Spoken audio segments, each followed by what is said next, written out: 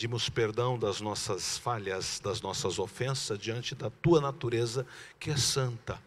Pai eterno, pedimos a Tua graça, que é essa graça inaudível, essa graça maravilhosa sobre as nossas vidas.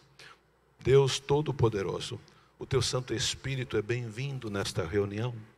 Pai eterno, nós te pedimos tudo isso em nome do Teu Filho amado Jesus Cristo.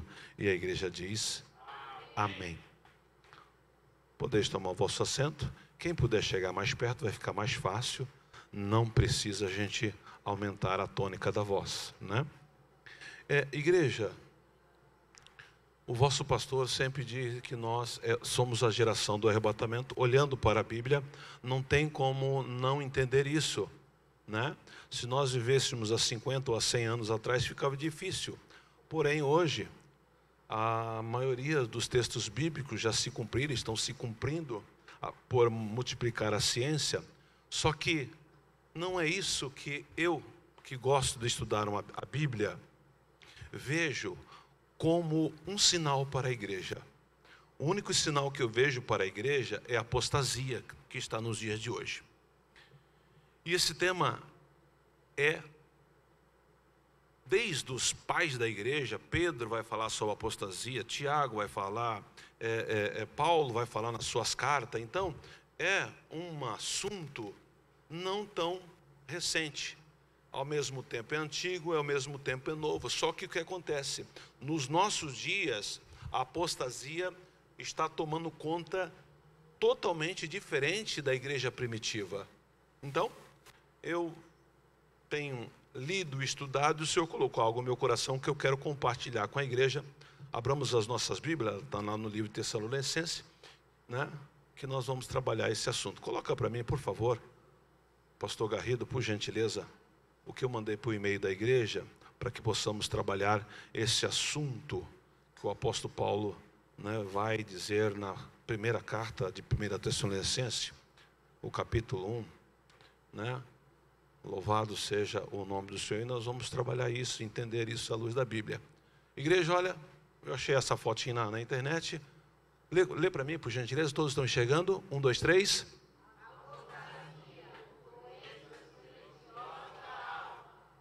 Porque é uma doença silenciosa da alma. Vamos lá, tá? Não entenda isso como costumes, não entenda isso como costumes, tá? Mas se nós voltarmos a 40, 50 anos atrás, muitos dos pastores que nós olhamos na mídia hoje, que está na moda, né? Ele não encaixa em nenhuma visão dos irmãos de 40, 50 anos atrás, que foi logo ali.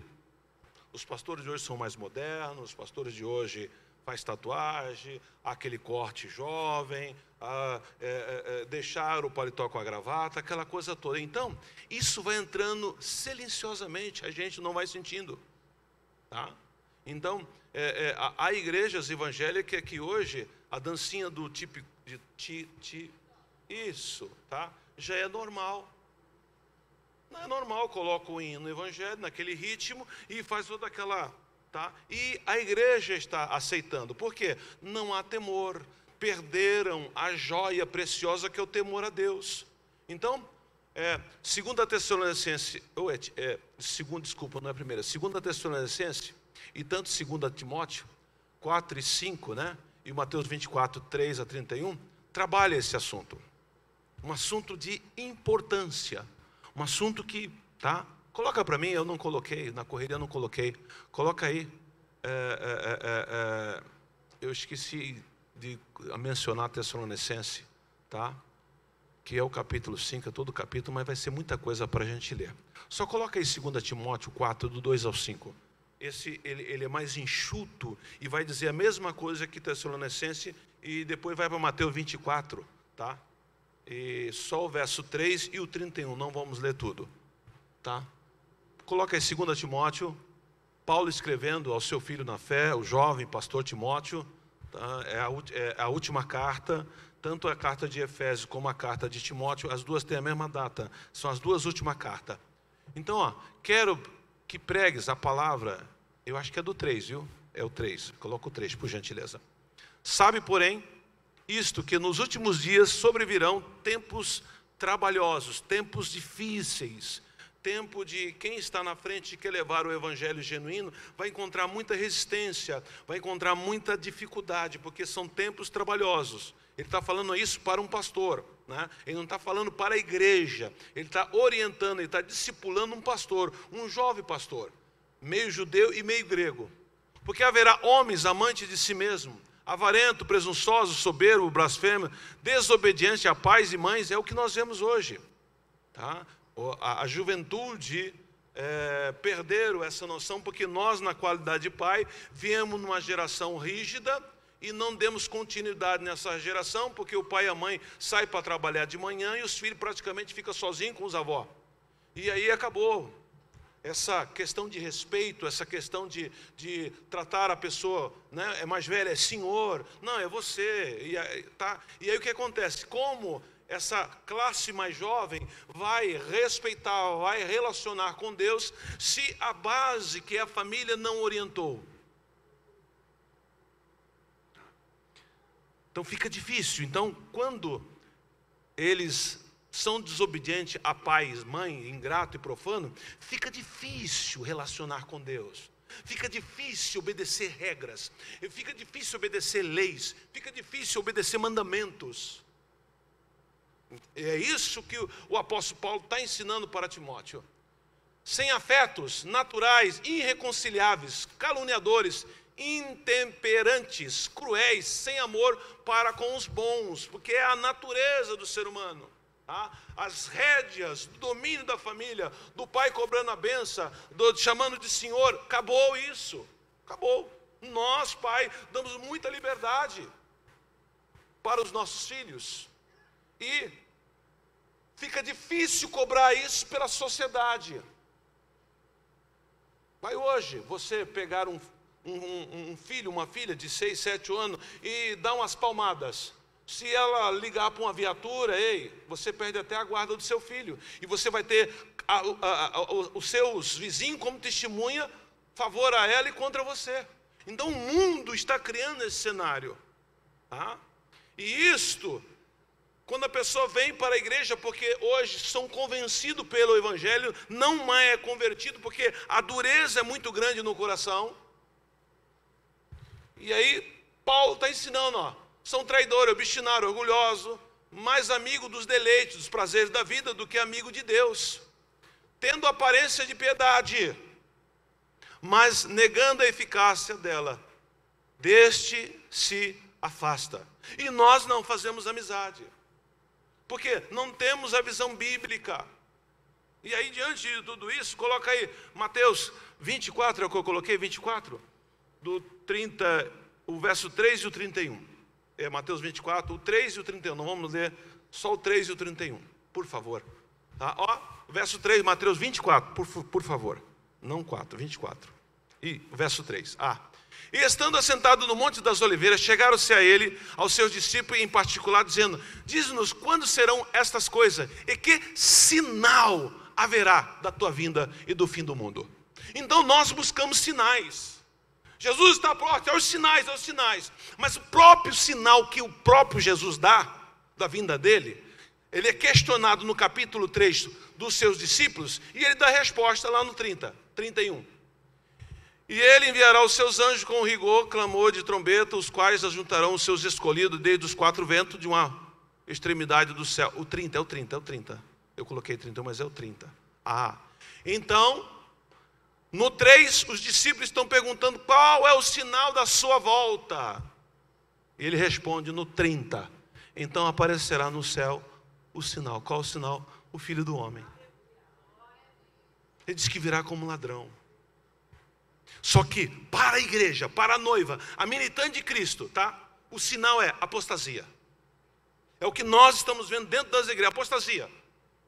E nós vamos trabalhar esse texto agora. Por gentileza, coloca então agora o estudo, por gentileza. A igreja está entendendo? Amém. Posso ouvir o amém? Então vamos continuar. Jesus mesmo diz: ficai atentos aos sinais. A figueira de Israel, sinal de natureza, sinais da sociedade, sinais na igreja. Isto tudo leva-nos a um estado de alerta. A igreja precisa acordar, precisa estar atenta, precisa estar em guarda, vigiante para os acontecimentos que marcarão a nossa geração. E nós não estamos preocupados com isso. Nós estamos preocupados com a aparência. Estamos preocupados com o que o irmão vai falar de mim, o que a irmã vai pensar de mim. Nós não estamos preocupados com isso. A nossa preocupação é com os outros. E nós não estamos preocupados com a nossa eternidade.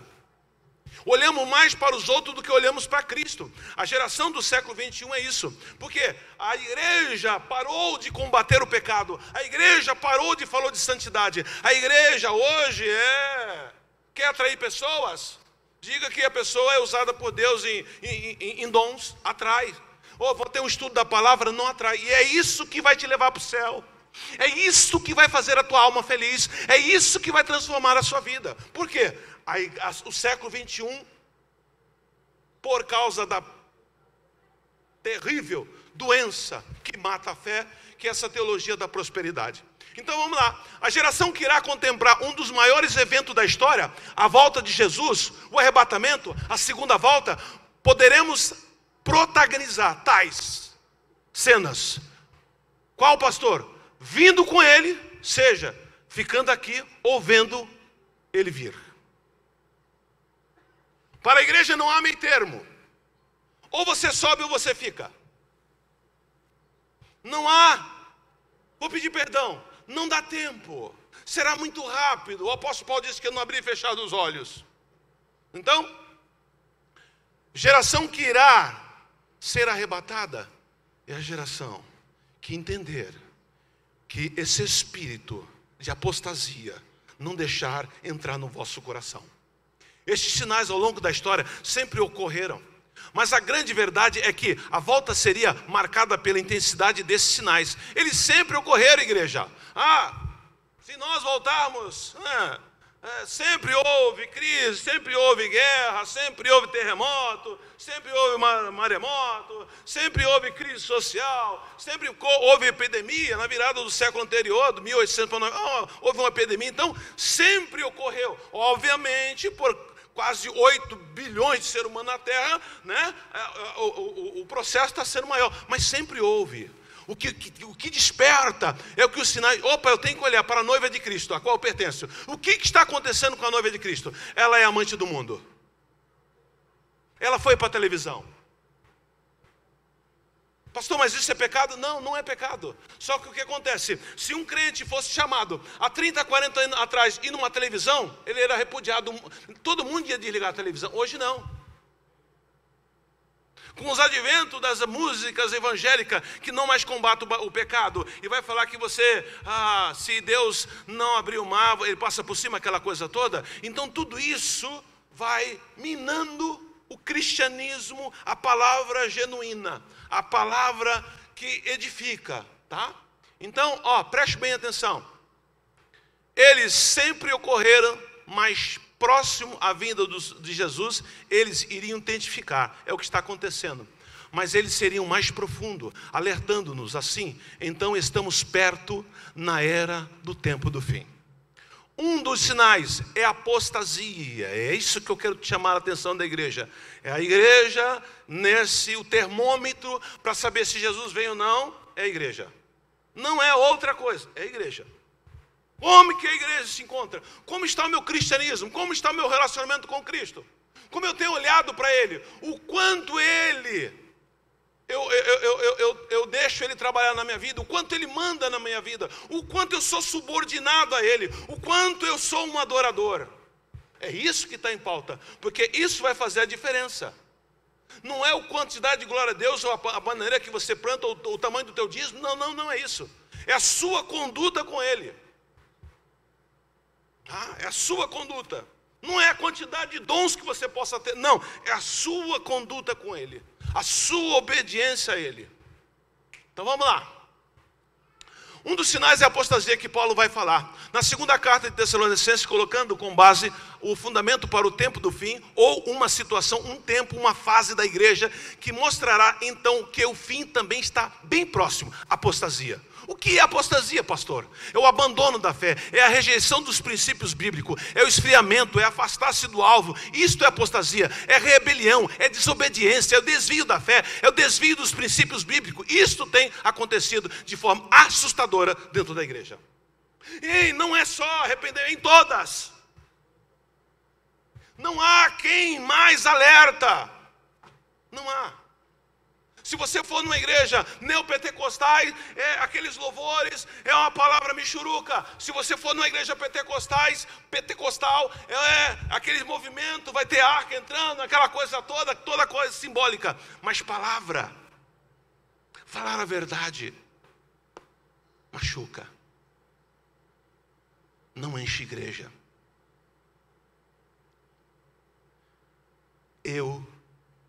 Até o arrebatamento da igreja, não irei mudar a palavra.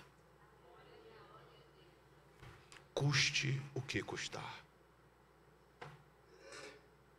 Tenho compromisso com o dono dela. Essa fase que a igreja, o povo de Deus, se irá submeter, enfrentar a apostasia. Nós temos visto isso em larga escala, em passos largos acontecendo, a sã doutrina bíblica sendo deixada de lado, igrejas tradicionais, igrejas centenárias, o cristianismo histórico arruinado, é esquecido, abandonado, dando início a uma era e uma fase de aberração, heresia, dando abertura a uma fase de escuridão, de trevas, como na Idade Média. Igualzinho na Idade Média. E nós aceitamos, curtimos. Não levantamos a bandeira, não, isso é pecado, isso não pode. Nós abraçamos, copiamos. Deu certo lá, vou fazer aqui também. Isso atrai. Estão preocupados em atrair. Amém, igreja? Continuo? Então vamos lá. Temos visto o pecado na igreja, temos visto as ciências seculares tomando as rédeas do altar, como os novos ensinamentos que adentraram as portas dos templos, corroborando para a desvirtuação do ensinamento eclesiástico, né? Desviando os cristãos do cristianismo bíblico, vem popularizando cada vez mais, tomando os púlpitos em um ritmo acelerado e sendo aceito por todo tipo de liderança. Falo desta onda da teologia de coach, que visa substituir a pregação do evangelho, da sã doutrina de Cristo, por palestra de orientação profissional, ou palestra de orientação motivacional, ou de autoajuda. Os crentes estão valorizando esse tipo de palestra e enaltece a competência e a habilidade humana. Ei, isso você usa se você trabalha numa empresa, você vai ver na sua empresa. Mas dentro de uma igreja, isso não cabe. Isso é bonito lá na sua empresa. Isso é bonito lá, né? Mas dentro não. Dentro é a palavra. É a palavra que vai mudar. A palavra que vai transformar. A palavra que vai te edificar. A palavra que vai te dar força. A palavra que vai ter um norte na tua vida.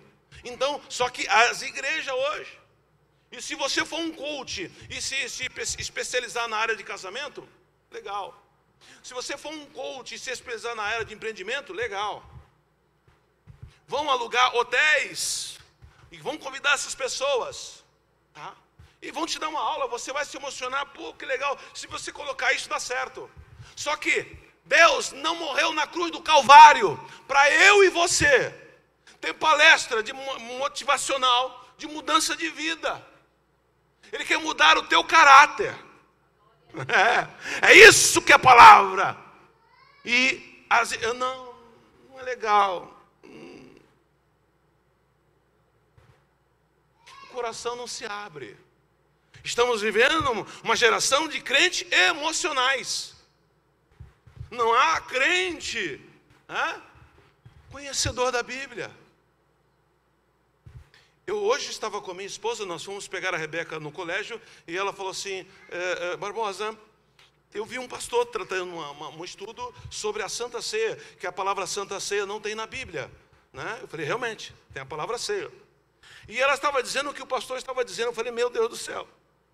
Ou vontade de entrar no rádio e lá, puxar o cara pela gravata, contando heresia.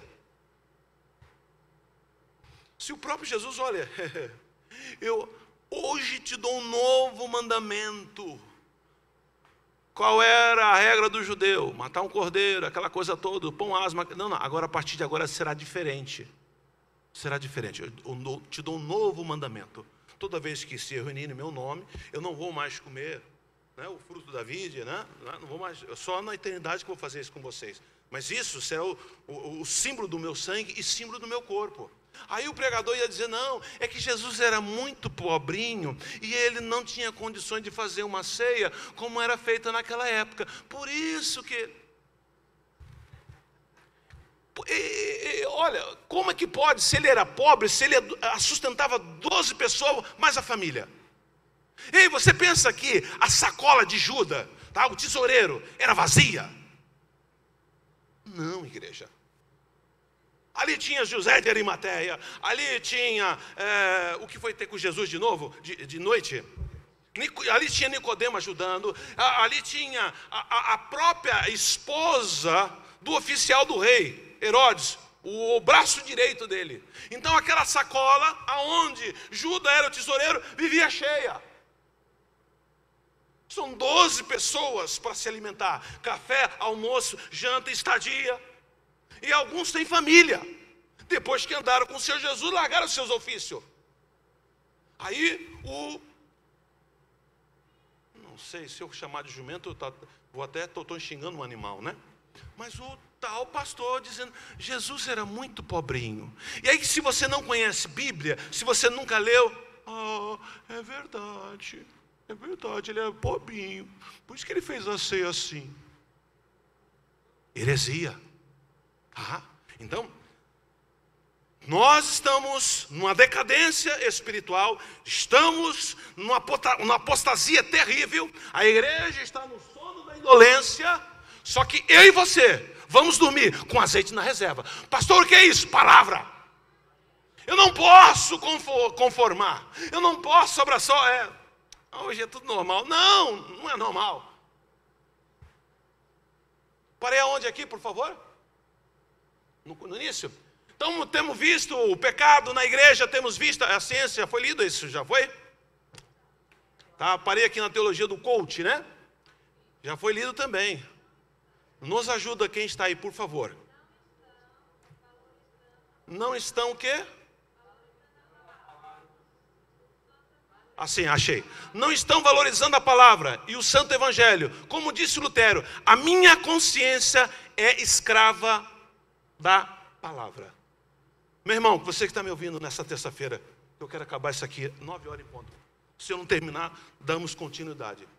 Você que toma ceia, você que é batizado nas águas, você que aceitou Jesus, você que fala em línguas estranhas, você que pode até ter dom. Se a tua consciência não for escravo da palavra, alguma coisa está errada. Você precisa se converter, você precisa entregar sua vida a Cristo. A nossa consciência tem que ser escrava da palavra 24 horas por dia. Você acordou, porque se não for, se a sua consciência, que é o item mais importante, o domínio, o eixo, se a tua consciência não for escrava da palavra, você não terá tirocínio, não vai saber isso é errado, não, isso é certo. Você vai pelos ouvidos que os outros falam. Então, é importante. Lutero vai dar uma aula. Pastor, quem foi Lutero? O grande reformista. Um ex-padre que trouxe o protestante. Em 1521, no dia 31 de outubro daquele ano. A minha consciência, não manjo muito de tecnologia, mas é o disco rígido de um computador, é isso? É o disco rígido de um computador? É o seu HD? Olha, é cartão o quê? Então, é o núcleo do seu... Isso tem que ser a sua consciência. Tem que ser o que, igreja? Essa palavra Todos nós sabemos bem, entramos na escola, sabemos o significado do escravo. O Brasil, até 1888, teve escravo na lei, depois continuou tendo até os dias de hoje. Só na lei que não, mas tem até os dias de hoje. Sabemos o que é isso. Então leve a sua consciência, o seu disco rígido, para ser escravo da palavra. Só assim você será um cristão genuíno. Só assim você não será levado por maré, por conto de fada, por heresias, por nedota. Então vamos lá. Eu acho bonito. Vocês têm computador, têm Google em casa? Baixa a história de Lutero, leia. Tem umas frases de Lutero que eu acho muito bonita. Ele vai dizer assim, tem uma frase que eu gosto muito: se aquela igreja estiver caindo, fazendo milagre todo dia, tá? Paralítico andando, cego enxergando, profecia, tiver tudo, se não tiver palavra que vai corrigir, que vai esbofetear a sua consciência, saia de lá correndo, porque Deus não está. E o que mais nós queremos, o quê? É milagre. O que mais nós queremos? Não é? É isso que nós... Se vem um profeta lá, papai, a gente já faz cara de choro. É assim. Ei, eu estou me incluindo. Talvez Deus me use aqui com as pessoas. Não usa. Coloca a data. Se foi Deus, acontece. Né? Só que é isso, igreja. É bom, é gostoso, o pastor gosto. Mas isso aqui tem que estar em primeiro lugar na tua vida. Esse livrinho que muitos crentes não gostam de ler. A igreja não deve se reunir em seus templos para ouvir palestra de orientações profissionais, ou autoajuda ou motivação, mas sim pastores e profetas que têm a palavra revelada por Deus. É isso que nós temos que dar glória a Deus e aleluia. É isso que tem que motivar, é isso que tem que sair das nossas casas. Eu vou para aprender a palavra. E a palavra se fez carne e hoje habita entre nós, que é Jesus.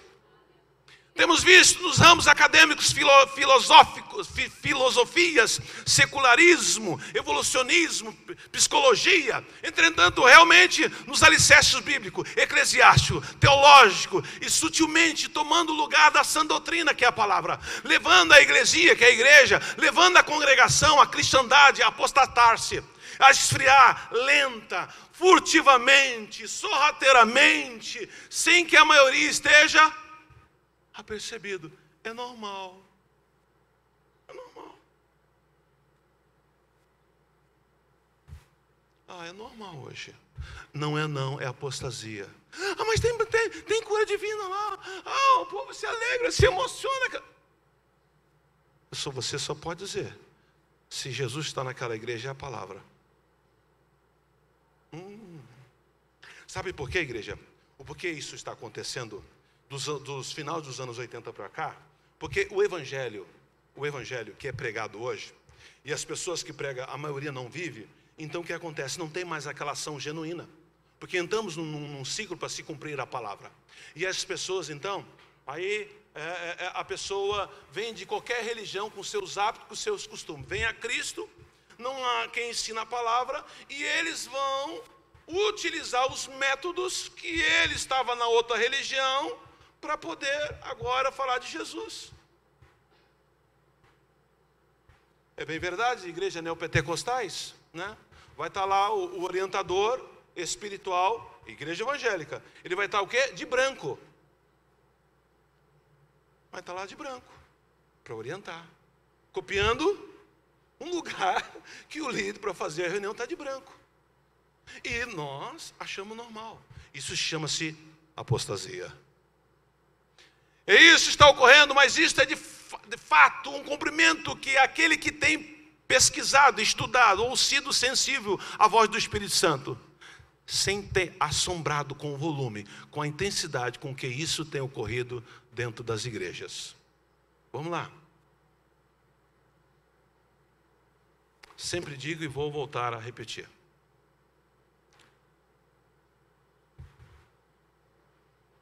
Se trouxemos toalhinha ou lenço, é para enxugar o suor, não mais é para enxugar as lágrimas. Se voltarmos a 20, a 30 anos atrás, todo pastor tinha um lenço no bolso, não para enxugar o suor, para enxugar as lágrimas.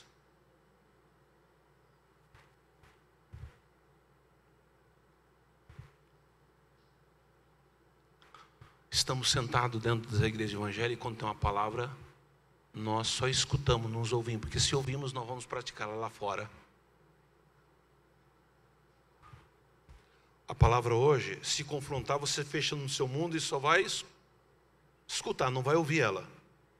Porque se ouvir, você vai praticá-la lá fora. Sabe por quê? Somos convencidos do Evangelho. Qualquer coisa é motivo de não vir mais à igreja. Qualquer coisinha, tá? É motivo, deixa eu procurar outra igreja. Qualquer coisinha. Sabe por quê? Falta de conhecer a palavra. Este crescimento da apostasia avassaladora não tem sido percebido por muitos crentes, não tem sido notado por muitos líderes, não tem sido discernida por muitos campos teológicos, por muitas denominações ditas tradicionais. Tem de forma sutil, inteligente e, em alguns casos, até escabrosas, sendo estabelecido manifestações de tal apostasia. O que é, né? O que é que você quer dizer com isso, pastor? Vou lá, ser mais específico. Significa que estamos a viver o tempo que você não tem ideia do estado de depravação e de corrupção que está ocorrendo entre os cristãos. Significa que o nível de atrocidade, de depravação, de injustiça, de desonestidade, de falsidade que estão chegando a níveis imaginários. É duro o que eu vou dizer, e você já ouviram isso há mais de 1000 vezes, vai ser 1001. Para fazer negócio com crente tem que pensar 10 vezes, não uma e nem duas, 10 vezes. Para convidar um crente na sua casa, você tem que pensar 1000 vezes. Se ele vai ver o que eu tenho, vai ficar falando. Essa semana mesmo eu estava conversando com um pastor. Eu não sei o que está acontecendo com os crentes do século 21. A língua não está cabendo dentro da boca. É o que está acontecendo. Sabe o que é isto? Apostasia. Vínhamos de uma geração que os crentes oravam pelo outro. Quantas e quantas vezes eu vi a minha mãe na igreja onde nós congregávamos, ela dando a paz do Senhor para uma irmã. Irmã, eu senti essa semana orar pela irmã, eu orei a semana toda, até jejuei pela senhora. Senti de Deus. Vamos ser real. Estamos aqui num número interessante. Alguém essa semana, ou a semana passada, senti de Deus, ligou para você, eu estou orando por você. Era normal. Assim como eu via minha mãe, várias outras irmãs. Não tinha o conhecimento teológico, não tinha um estudo desse aprofundado, com palavras robuscadas, dando sentido do que é hoje. Não. Mas tinha Deus. Hoje temos tudo isso e não temos Deus. Pastor, o que você está falando é verdade. É a pura realidade. Pastor, é duro? É duro. Vou repetir esse texto que é muito pesado. Preste bem atenção. Volta lá um pouquinho. Volta lá. Olha lá. Significa, pastor, o que o senhor quer dizer com apostasia? Significa que estamos a viver tempos que você não tem ideia do estado de depravação e de corrupção dentro dos corações dos crentes que está ocorrendo entre os cristãos. Significa que o nível de atrocidade, de depravação, de injustiça, de desonestidade, de falsidade estão chegando a níveis imaginários. Se Deus não fizer enxergar, ver que o que está ocorrendo em escala mundial é perigosíssimo. A fase que a igreja mundial está atravessando, e principalmente a brasileira, da qual eu faço parte, que esse perigo é gravíssimo. Milhões estão correndo risco, e não são risco de ter a sua estima tocada, não, ou ter ou perder as suas bênçãos financeiras, não, o risco que está ocorrendo é de a sua eternidade ser corrompida. É isso que tem que ser o norte. O quanto você quer Jesus, o quanto Ele é importante para a tua vida. Ou se você só quer Jesus para o seu negócio, para o seu casamento, para o seu temperamento. Não, Jesus tem que ser dono, você tem que ser escravo dele. Ui! Pastor, estudos assim não enche igreja. Eu estou fazendo a minha parte. Estamos vivendo nos nossos dias o que ocorreu com Moisés, a doutrina que vem de Deus e sim dos homens. Fogo estranho como Datã, Corá, né? O Ambião. Fogo estranho. Eu falei o nome desses três. Todo mundo já sabe da história desses três. Quem não sabe, levante a mão. Então, vou explicar, vamos lá. Coloca aí para ver Números, capítulo 16, verso 1 e 35. Só lendo a história, você já vai entender quem foi eles. Eu vou ler o capítulo todo, tá? E vocês vão entender quem foi. Coloca aí Números 16, do 1 e 35, uma passagem muito interessante. Esses camaradas eram primos de Moisés, e eles queriam também fazer parte do sacerdócio, não só Arão. E aí, a leitura já vai explicar o que aconteceu. Ó. E Coré, filho de Izar, filho de Coate, filho de Levi, tomou consigo Datã e Abião, filho de Eliabe, e Aomi, filho de Pelete, filho de Rubens. E levantaram-se perante Moisés, com 250 homens dos filhos de Israel, príncipe da congregação, chamado de assembleia, homens de posição. Então eram todos homens que tinham cargo dentro da sociedade judaica daquela época, lá no deserto. E se congregaram contra Moisés, contra Arão, e eles disseram: basta-vos, pois que toda a congregação é santa, todos são santos, e o Senhor está no nosso meio, né, no meio deles. Por que, pois, vós elevais sobre a congregação do Senhor? Por quê? Só Moisés e Arão. Toda a congregação é santa. Por que eu preciso obedecer você e o seu irmão, que é o sumo sacerdote? Por quê? Porque não nós, do povo. Por que não podemos exercer essa função? Pausa aqui. Se você tem chamado para pastor, no tempo certo vai acontecer. Se você não tiver chamado para ser obreiro, se você for chamado para ser membro, não queira aquilo que Deus não quer para você. Se tem chamado. E outra coisa, se prepara pelas pedradas, pauladas, o que mais? Tudo que se prepara. Mas aquele que te chamou vai te edificar. Aquele que te chamou vai estar contigo. Porque ele não é homem e nem filho do homem para que se arrependa. Vai estar do lado. Ei, vai ter momentos que você pode estar andando só, mas não, ele está do lado. E quando Moisés ouviu isso, caiu sobre o seu rosto. Poxa, tudo contra mim. E a começar dos meus primos de primeiro grau. São primos de primeiro grau dele. Primo de primeiro grau. Os primos de primeiro grau que... Isso machuca.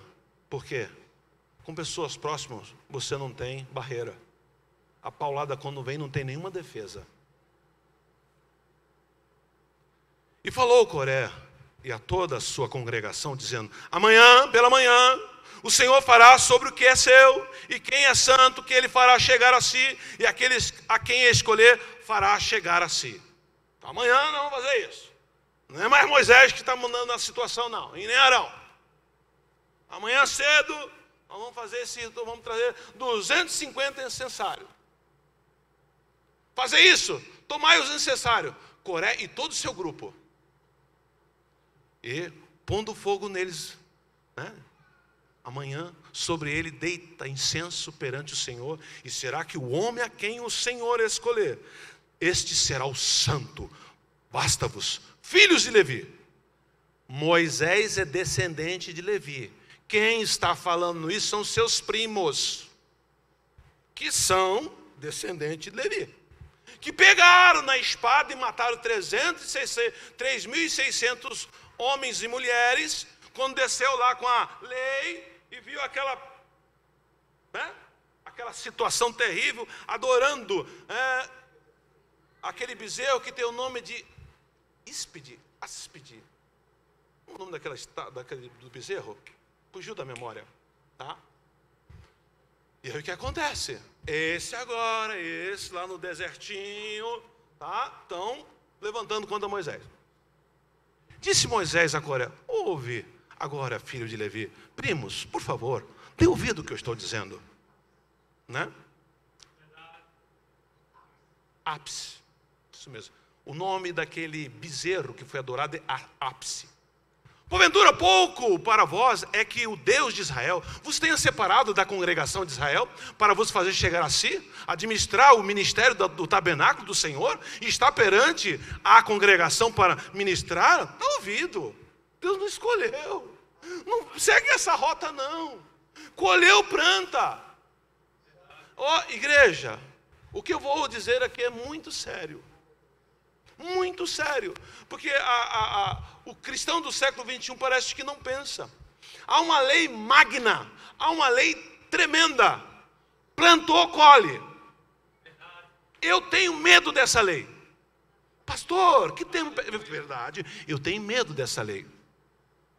Porque se você plantar um, você colhe 10. Estão levantando contra o ungido do Senhor, primo dele. E esse fez chegar a todos os teus irmãos, os filhos de Levi contigo, ainda também procurais o sacerdócio. Então, queriam ser o sumo sacerdote e os outros queriam também procurar o sacerdócio. Então, assim tu e todo o teu grupo está contra o Senhor e Arão, que é ele que murmureis contra eles? E eles, entrou no ouvido e saiu no outro, continuar na sua ideologia. Assim e Moisés mandou chamar Datã e Abirão, filhos de Eliabe, porém eles disseram: não subiremos. Porventura, pouco é que nos fizeste subir de uma terra que mana leite e mel, para nos matarem nesse deserto, senão que também queres fazer-te príncipe sobre nós? Já tirou a gente lá, e agora quer fazer príncipe, quer mandar sobre nós? Não. Nem tão pouco nos trouxeste a uma terra que mana leite e mel, e nem deste campo, vinha, herança, porventura arrancarás os olhos e a estes homens? Não subiremos.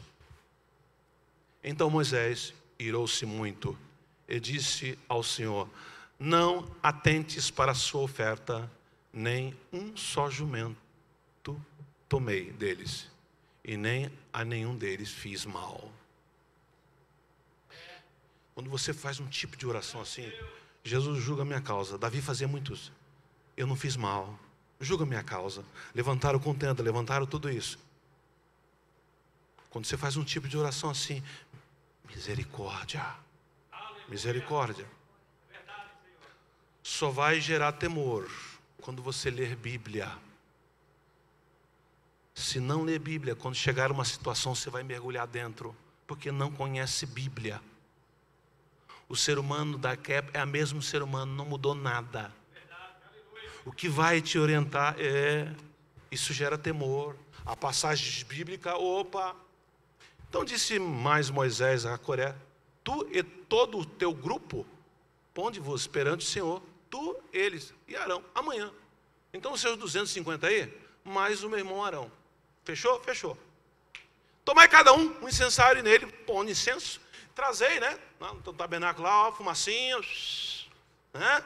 Trazei, culto normal. Cada um do seu incensário, perante o Senhor, 250 incensários. Também tu e Arão, cada um o seu incensário. Estão lá. Já pensou se o Todo-Poderoso, nos dias de hoje, a graça não deixa que é um plano, mas quanto fogo estranho ia ter dentro das igrejas hoje, hein? E muitos arrotam: eu sou crente, eu sou pastor, eu sou presbítero, eu sou diácono, eu sou profeta, eu sou, mas de Deus não tem nada. Tomaram, pois, cada um o seu incensário, e neles puseram fogo, e neles deitaram incenso, e se puseram perante a porta da tenda da congregação, como Moisés e Arão disse. Então, de manhã, está lá os 250 com incensário, abanando, e a fumacinha subindo, entrando dentro do tabernáculo. Opa, Deus está nesse negócio. É glória a Deus, aleluia. Moisés vai ver o que vai acontecer. Era a ideologia dele. Coré fez ajuntar contra ele todo o povo à porta da tenda da congregação. Então a glória do Senhor apareceu a toda a congregação. Aí daí para frente o bicho começa a pregar, tá? Daí para frente o negócio que a glória do Senhor apareceu a toda a congregação. E falou o Senhor a Moisés e Arão dizendo: apartai-vos do meio desta congregação, e os consumirei no momento. Ui! Mas eles se prostraram sobre os seus rostos e disseram: ó Deus, Deus dos espíritos de toda a carne, pecará um só homem e dignar-se-te a tu contra toda esta congregação? Deus queria não fulminar os 250, mas toda a congregação ia virar cinza naquele deserto. E falou o Senhor a Moisés dizendo: fala a toda esta congregação dizendo: subi do derredor da habitação de Coré, Datã e Abirão. Então Moisés levantou-se e foi a Datã e Abirão, e após eles seguiram os anciões de Israel. E falou à congregação dizendo: desviai-vos, peço-vos, da tenda desses homens. Vamos lá? Vem cá. Você já está quase cochilando aí, corre aqui. Vem cá, Tiago, rápido. Vem cá, corre aí, rápido. Preste bem atenção. Tá? Corá, e Abraão, e aqui, fala o seguinte: a sua tenda é perto da tenda dele. Não fica perto da tenda dele, não. Não sabemos o que Deus vai fazer. Fique longe desses linguarudos, desses levantadores de contenda. Fique longe. Desses que só tem aparência de crente, mas está longe. Quem mandou separar foi o próprio Deus. Vamos lá. Estão gostando da leitura? É Bíblia? Estou inventando alguma coisa? Então vamos lá. E falou à congregação dizendo: desvia, peço-vos das tendas desses homens ímpios, e não toquei nada do que é seu. Você tem alguma colher de pau, ou algum garfo, algum martelo, alguma coisa que é deles? Se tiver, devolve. Se pegou emprestado, devolve. Porque se você tiver com alguma coisa dele, o couro vai comer. Não, tem nada dele. Então, fique longe dele, da congregação dele, não visita a casa dele, não faz nada.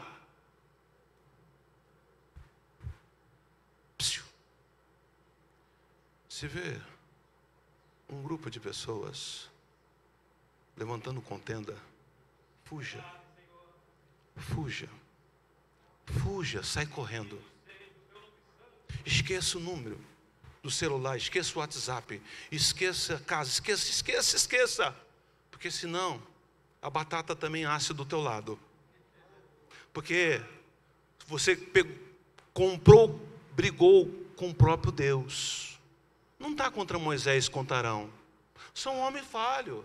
Se você olhar para a vida de Arão está lá, ajudou a fazer o bezerrinho, meio contra a vontade, mas fez. Está lá. Se você olhar para a vida de Moisés, Moisés. Você é homem de sangue. Você sabia que tinha que fazer a circuncisão do teu filho e tu não fez? Olha o anjo querendo matar o nosso filho, Moisés, e você aí? Então, são homens, são falhos. Assim como Davi foi falho, são homens, mas foram escolhidos por Deus. Vamos lá. Não toqueis em nada do que é seu, para que porventura não pereceis. Espera aí.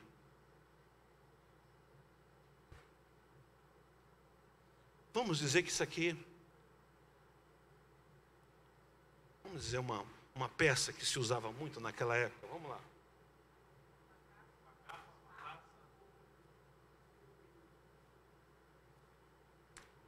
Vamos trazer por os dias de hoje que é mais fácil.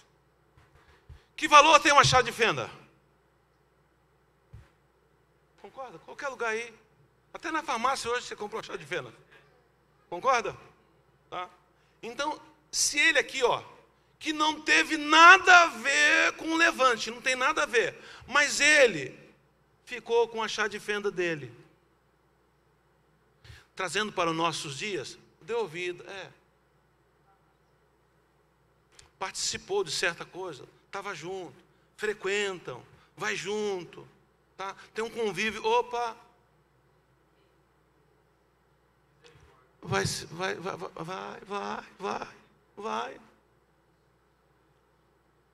Há um ditado do mundo que diz assim: não diz com quem tu anda, que eu direi que tu é. Biblicamente, há um ditado bíblico: se você andar com tolo, você é tolo. Se você andar com sábio, mas tem carrão, mas tem casona, mas tem fazenda, mas tem empresa. Pode ter o que for. Se comprou contenda com Deus, sai correndo, nem olha para trás. Eu estou há 56 anos dentro da igreja. Eu já vi cada família perecer. Já vi cada que se levantaram contra o ungido de Deus. Já vi. E não é no dia seguinte. Não é no mês seguinte. Não é. Se fosse no outro dia. Não. Às vezes passa 1 ano, 2. Então vamos lá.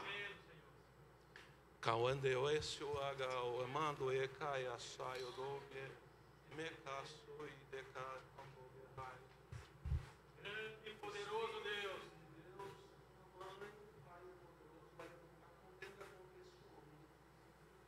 Eu repreendo o nome do Senhor Jesus, tanto essa mãe quanto essa criança, pelo poder que há no teu nome, Jesus.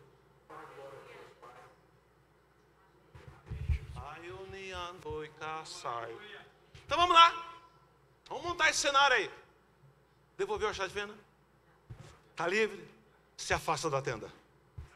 Sai. Fica longe. É amigo? Agora não é mais amigo. Frequenta a casa? Agora não frequenta mais não.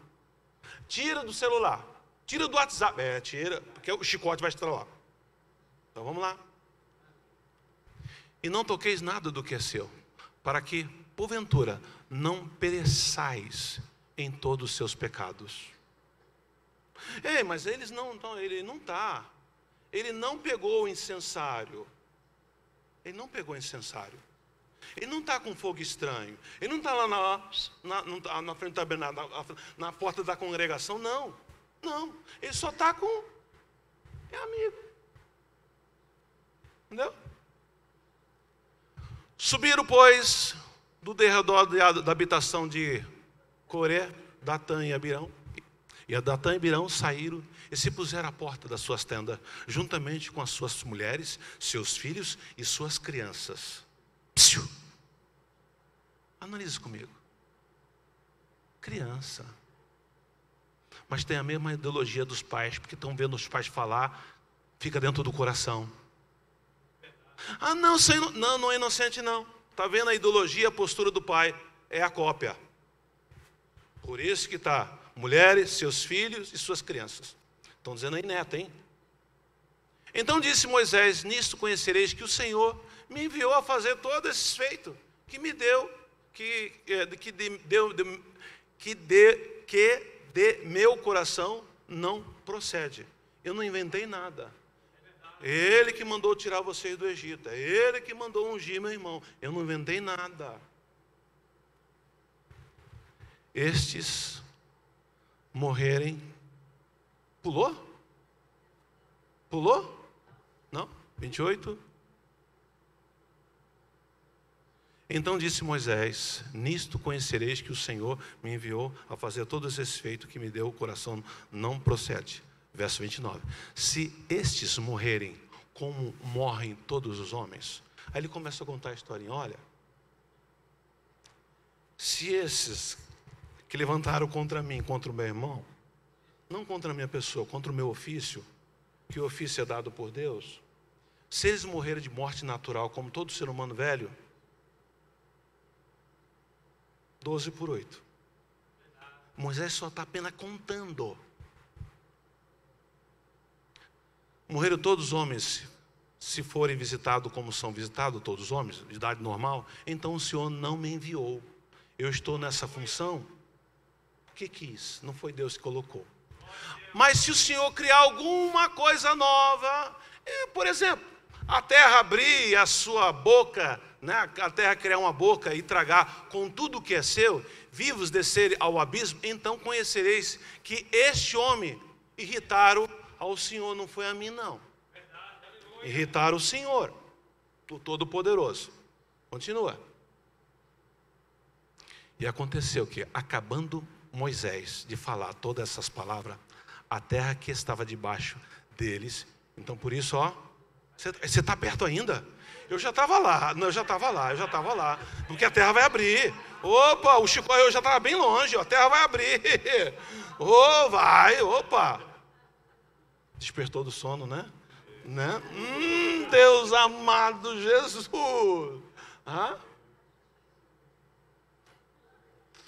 E a terra abriu, e a sua boca os tragou com as suas casas, como também a todos os homens que pertenciam a Coré e a todos os seus bens.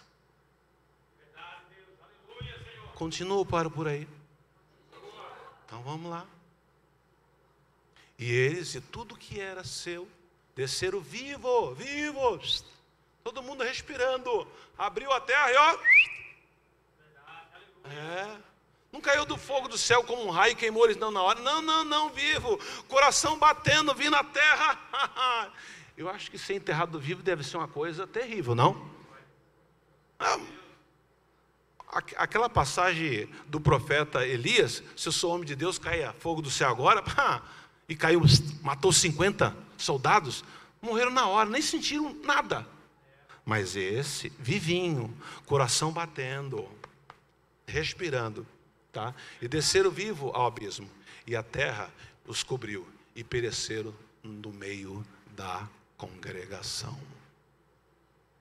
E todo Israel que estava ao redor dele fugiu ao clamor deles, porque dizia: para que não nos trague a terra também a nós? Deram linha, saíram correndo, deixaram,